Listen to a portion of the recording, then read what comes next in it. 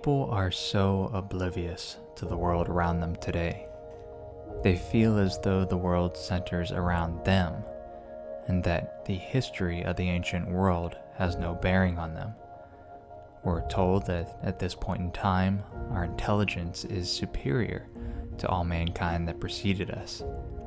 And it is this fact which dissuades anyone from looking back at ancient writings or teachings. This ignorance of history is what is causing so many people to fall into the trap of Satan. And here's just one stunning example. As far back as in the early 1900s, people became acquainted with the cute story of a prince that has been turned into a frog, only to again become a handsome prince once kissed by a princess. In 1908, we see this in the play entitled The Frog. In the 1980s, we see this in Grimm's fairy tale classics, The Frog Prince. And in 2009, we see the very prominent Disney film, The Princess and the Frog. Cute stories, right? On the surface, the moral of these stories is that you shouldn't judge a book by its cover, for under that frog-like appearance, you might have a handsome prince. But if you study history, you may really have to rethink that concept. While doing research for another video that I'm putting together for you all, I couldn't help but notice a wide variety of medieval architecture showed women kissing frogs. Here you see it in an unnamed Catholic church in Europe.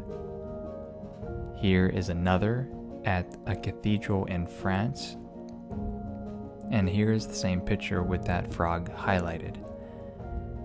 So isn't it interesting that women kissing frogs has some type of medieval reference? Do you think that this is still a simple pop culture anomaly? In the research book, The Foreign Review of the History of France, we see an outtake of how the Pope at that time led crusades against a people called the Stedinger. These were a group of pagan believers that originated out of ancient Germany. The Pope says that they have applied the will of evil spirits, crucified priests and monks, and generally have a diabolical plan to propagate their beliefs. It specifically states that those initiated into their cult must kiss a toad, as also the devil himself. We get further clarification on this frog-kissing ritual in the Religious Encyclopedia Dictionary by Philip Schaff. It states, a large frog would enter the room and the members would kiss it. A shudder would then pass through their systems. With the shudder, the memory of their Christian faith disappeared. Further confirmation is in the book Witchcraft in Europe. It states that the shape of a frog would appear to the initiates. They kiss the frog, and then the tongue and saliva of the beast are received into their mouths. They then feel a cold like ice after the kiss, and the memory of their Catholic faith disappears from the heart. There's also a biblical principle to all this. The symbol of a frog in Bible prophecy generally represents an unclean spirit.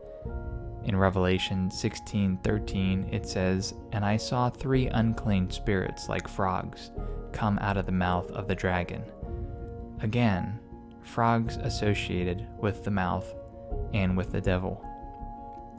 So, yeah, keep on thinking that this is simply coincidence, that this ancient witchcraft has been turned into popular kids' cartoons, or keep on telling yourself that this is all crazy talk.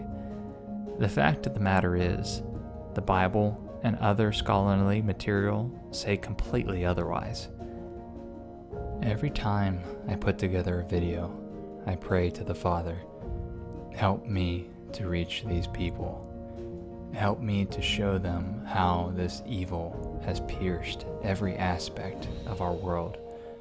And sure enough, He leads me to learn these things. However, it's unfortunate that even with evidence such as this, people will still refuse to believe. If you haven't received Jesus Christ, Yeshua, as your Savior, and videos like these give you the curiosity that there must be some good truth in this world, I beg you to cultivate that curiosity, for this world has little time left. This is Mike with On Point Preparedness. Till the next video, see you guys later.